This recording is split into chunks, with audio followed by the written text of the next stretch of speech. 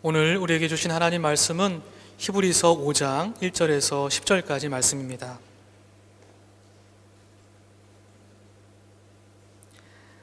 각 대제사장은 사람들 가운데서 뽑혀서 하나님과 관계되는 일에 임명받습니다. 그리하여 그는 사람들을 위하여 예물과 속죄 희생제사를 드립니다. 그는 자기도 연약함에 휘말려 있으므로 그릇된 길을 가는 무지한 사람들을 너그러이 대하실 수 있습니다. 그는 백성을 위해서 속죄의 제사를 드려야 하는 것과 마찬가지로 그 연약함 때문에 자기 자신을 위해서도 드려야 하는 것입니다. 누구든지 이 영예는 자기 스스로 얻는 것이 아니라 아론과 같이 하나님의 부르심을 받아서 얻는 것입니다. 이와 같이 그리스도께서도 자기 자신을 스스로 높여서 대제사장이 되는 영광을 차지하신 것이 아니라 그에게 너는 내 아들이다, 오늘 내가 너를 낳았다 하고 말씀하신 분이 그렇게 하신 것입니다. 또 다른 곳에서 너는 멜기세덱의 계통을 따라 임명받은 영원한 제사장이다 하고 말씀하셨습니다. 예수께서 육신으로 세상에 계실 때에 자기를 죽음에서 구원하실 수 있는 분께 큰 부르짖음과 많은 눈물로써 기도와 탄원을 올리셨습니다. 하나님께서는 예수의 경외심을 보시어서 그 간구를 들어주셨습니다. 그는 아드님이시지만 고난을 당하심으로써 순종을 배우셨습니다. 그리고 완전하게 되신 뒤에 자기에게 순종하는 모든 사람에게 영원한 구원의 근원이 되시고 하나님에게서 멜기세덱의 계통을 따라 대제사장으로 임명을 받으셨습니다. 아멘. 하나님의 말씀입니다. 어느덧 우리는 길고 길었던 겨울을 지나 온 생명이 움트는 봄의 길목에 서 있습니다. 지난주에는 봄을 재촉하듯이 거의 매일 비가 내렸습니다. 우리는 대지를 촉촉히 적신 비가 푸르른 나뭇잎, 꽃과 열매를 이루는 큰 자양분이 될 것임을 잘 알고 있습니다. 우리의 영혼에도 봄이 왔으면 좋겠습니다. 우리의 영혼의 길고 어두운 밤, 영적인 무감각과 완고함이 주의 말씀의 빛으로 성령의 따뜻한 온기로 채워져서 변화되었으면 좋겠습니다. 주의 말씀을 경청하는 이 시간, 주의 은혜가 봄비처럼 우리의 마음과 영혼에 뿌려지기를 주님의 이름으로 간절히 소망합니다. 신약 성경은 우리에게 예수 그리스도의 십자가의 사건에 대한 다양한 이미지와 의미를 전해줍니다. 예를 들어 십자가의 사건은 인간을 위한 몸값, 제사의 희생 제물, 하나님과의 새로운 계약, 그리고 오늘 우리가 함께 읽은 히브리서 안에서 단 한 번의 희생 제사라는 말로 표현되고 있습니다. 이렇듯 십자가의 사건을 설명하는 인간의 언어는 그 자체로 은유적인 속성을 가지고 있으며 동시에 구체적인 시대적 상황 속에서 그 시대의 문법을 통해 고백되고 표현되고 있음을 알 수 있습니다. 이것은 우리에게 다음에 중차대한 물음을 묻게 합니다. 그것은 다름 아니라 그리스도의 십자가의 죽음과 부활의 사건이 1세기 팔레스타인에서 일어난 역사적인 사건이라면 그 사건이 어떻게 오늘, 지금, 여기 우리에게, 즉 시간과 공간을 뛰어넘어서 여전히 보편성과 필연성을 지닐 수 있는가 하는 것입니다. 우리는 어떻게 그 십자가의 사건을 우리 시대의 언어로 고백하고 표현할 수 있는가 하는 것입니다.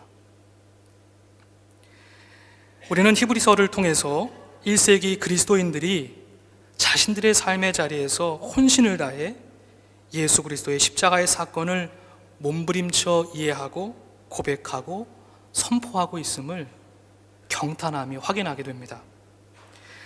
다시 말해 히브리서는 아주 구체적인 정치, 종교, 문화적인 상황 속에서 예수 그리스도로 말미암은 구원의 복음을 해석하고 선포하고 증언하고 있는 것입니다.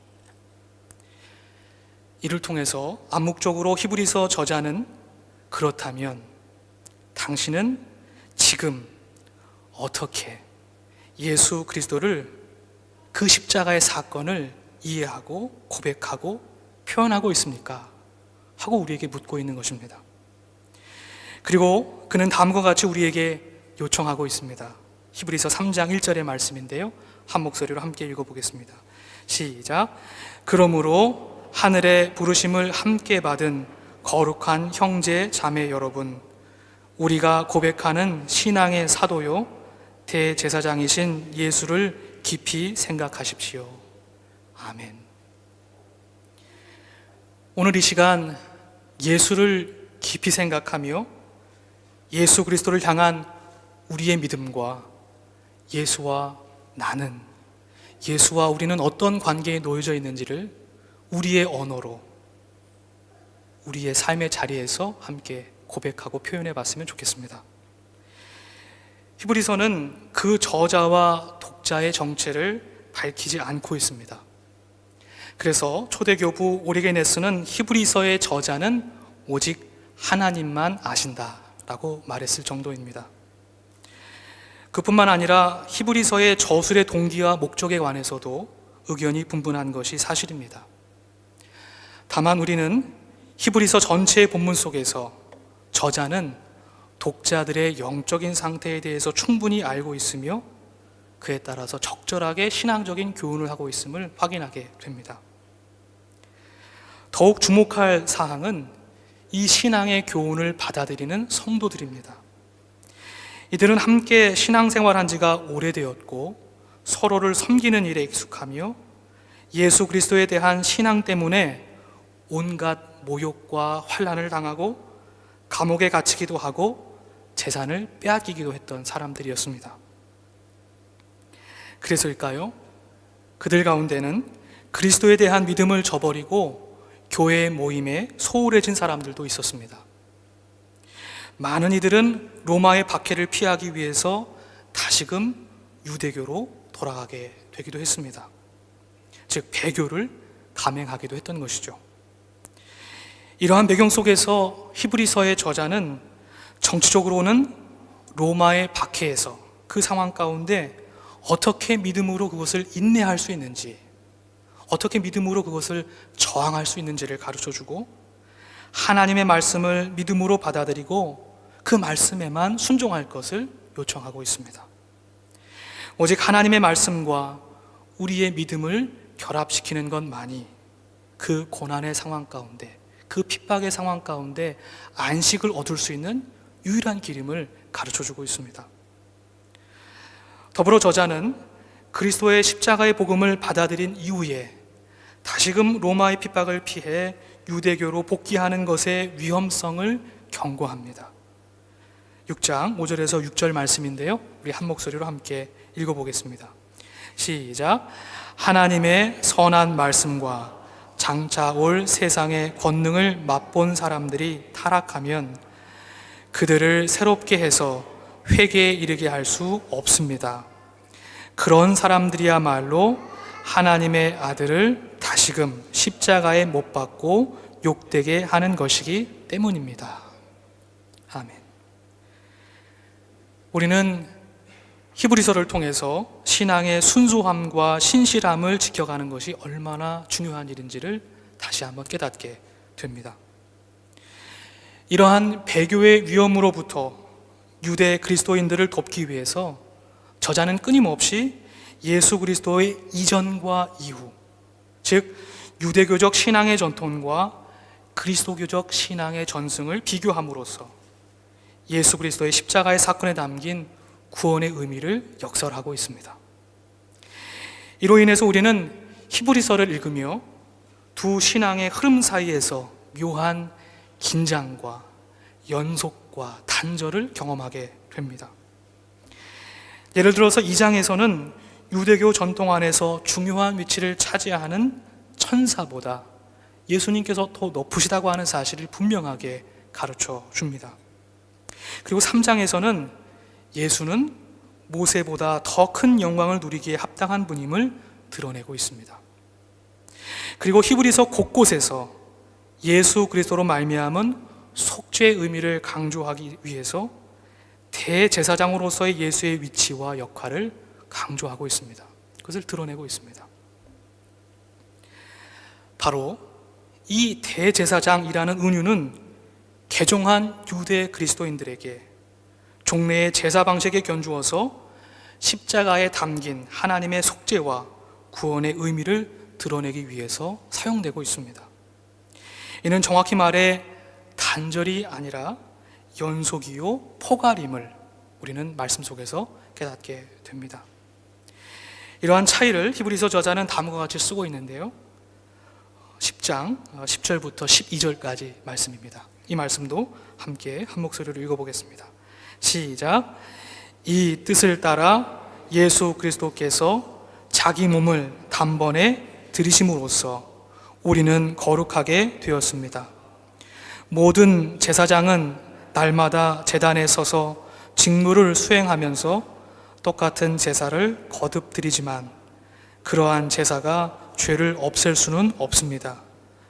그러나 그리스도께서는 죄를 사하시려고 단 한 번에 영원히 유효한 제사를 드리신 뒤에 하나님 오른쪽에 앉으셨습니다. 아멘. 오직 예수 그리스도만이 우리의 죄된 인간의 본성을 변화시켜 하나님과 화해시킬 수 있음을 선포하고 있는 것입니다. 즉 예수 그리스도를 통해 하나님의 최고의 그리고 최후의 계시가 드러났음을 히브리서는 온전히 강조하고 있는 것이죠. 오늘 본문 속에서도 우리는 그 단절과 연속, 포괄과 확장의 의미를 아론과 멜기세덱이라고 하는 두 인물을 통해서 확인해 볼 수 있습니다. 먼저 제사장 아론과 예수님의 공통점은 제사장으로서 하나님의 부르심을 받았다는 것입니다. 그러나 그 차이점은 죄의 유무입니다. 즉 아론은 스스로의 죄를 씻기 위해서 제사를 드려야 하지만 예수님은 우리가 모두 고백하고 있듯이 죄가 없으신 분입니다. 더욱이 예수님께서는 하나님의 아들로 높이 칭송되고 고백되고 있는 것을 우리는 본문을 통해서 확인할 수 있습니다. 멜기세덱은 구약 성경에 기록된 최초의 제사장이요 그의 이름의 뜻처럼 정의의 왕으로서 예루살렘을 다스리는 사람이었습니다. 그러나 그에 대한 출생, 족보, 죽음에 대한 기록은 성경에 전무합니다. 성경은 다만 그가 조카 롯을 구하기 위한 전쟁에서 돌아온 아브라함을 빵과 포도주로 축복했던 그 사건을 기록해 줄 따름입니다. 히브리서 기자는 멜기세덱의 역사성보다는 그 상징성에 초점을 맞추고 있는 듯 보입니다. 즉 멜기세덱이 레위 지파나 아론의 후예가 아니라 그들보다 앞선 선재한 존재였음을 드러낸 것과 같이 예수님도 전통적인 제사장의 계통이 아니라 하나님으로부터 부르심을 받았음을 성경은 드러내줍니다. 즉 예수님께서 성경의 표현대로 율법과 혈통에 의해서 대제사장이 되신 것이 아니라는 뜻입니다. 더불어 예수님은 스스로 모든 인류를 위해 자신을 기꺼이 내어주심으로써 멜기세덱을 뛰어넘고 있음을 봅니다. 즉 아브라함을 위한 그의 축복이 빵과 포도주를 통해 이루어졌다면 예수님께서는 기꺼이 모든 인류에게 자신의 몸과 피를 내어주심으로써 영적인 의미에서 스스로 빵과 포도주가 되신 것입니다. 우리는 이것을 믿음으로 고백합니다. 그렇습니다. 예수님은 거룩하신 하나님의 대제사장이시요 유일한 화해자시요 중보자이십니다. 하나님과 우리를 연결시켜 주시는 유일하신 존재이십니다. 우리는 성령 안에서 2000년의 시간과 공간을 뛰어넘어서 이것을 믿음으로 고백하고 있습니다. 예수님은 우리의 대제사장이십니다. 예수님은 하나님과 우리를 연결시켜 주십니다. 사순절을 살아가면서 이기적인 욕망에 사로잡혀 하나님과 이웃을 나 밖으로 밀어냈던 우리 자신을 깊이 성찰해 볼 수 있기를 원합니다.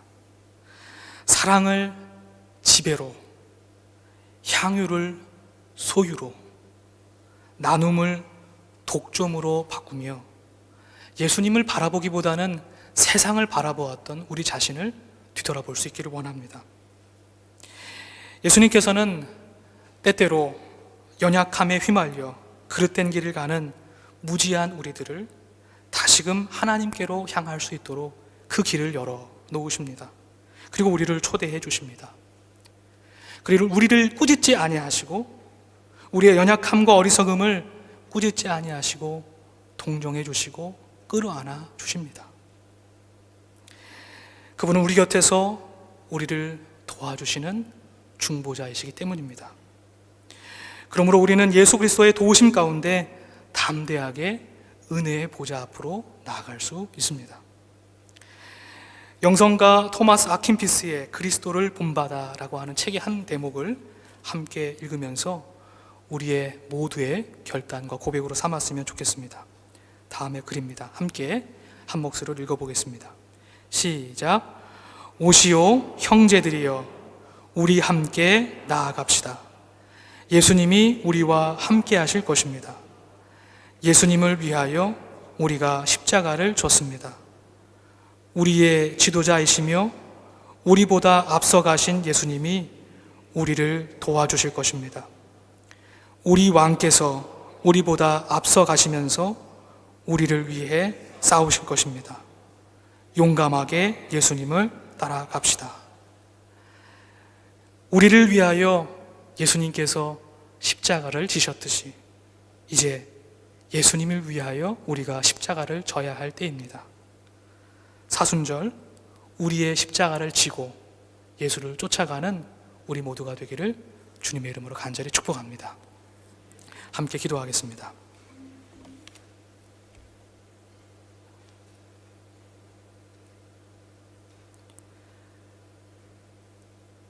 십자가 위에서 자신의 몸을 찢으신 하나님, 사순절 고통 가운데 계신 하나님을 바라봅니다. 예수 그리스도를 바라보지 못하고 세상 속에서 세상의 가치와 질서를 바라봤던 우리들을 내려놓습니다. 무지하고 어리석은, 그래서 때때로 예수 그리스도를 쫓는 길을 벗어나고 마는 연약한 우리들을 꾸짖지 아니하시고 끝까지 오래 참으심으로 우리를 구원의 길로 인도하시는 주님, 이 시간 이 모습 이대로 주의 말씀 앞에 섰습니다. 하나님, 우리를 말씀으로 가르쳐 주시고 우리의 믿음과 삶의 길을 성령으로 인도해 주셔서 우리의 하나뿐인 중보자 되신 주님, 대제사장 되신 주님과 함께 하나님을 향하여 하나님 나라를 위하여 일할 수 있도록 주님 우리를 인도해 주옵소서. 사순절 5번째 주일 십자가의 그늘 아래 우리의 몸과 마음을 피합니다. 우리를 불쌍히 여겨주시고 하나님을 향한 믿음으로 가득 채워주옵소서. 우리에게 맡겨주신 십자가를 지고 주를 쫓게 하여 주옵소서. 이 모든 말씀 우리를 구원하신 예수 그리스도 이름으로 기도드립니다. 아멘.